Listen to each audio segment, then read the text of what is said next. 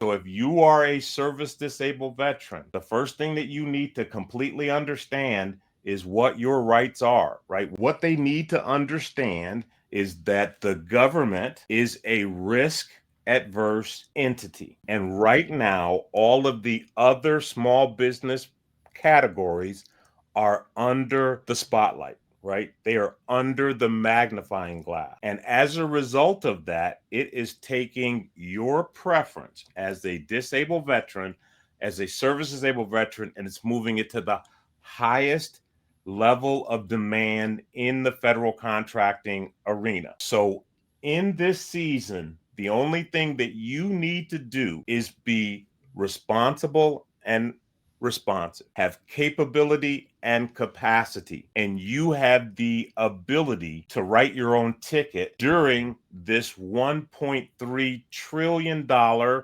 wealth transfer, because that's what is awarded and pent up and will have to be moved over into this centralized condition, all other things being equal. So if you are a service disabled veteran, the first thing that you need to completely understand is what your rights are, right? What your capability is.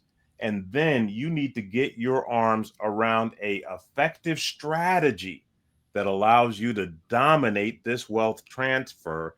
And I'm going to tell you what it is, right? Just like James Brown, I'm going to hit you on the one with it. And it centers around your ability to become a bigger small business. You said a bigger small business. That's kind of like an oxymoron. could you could you give us a little bit more detail about what a bigger small business entails?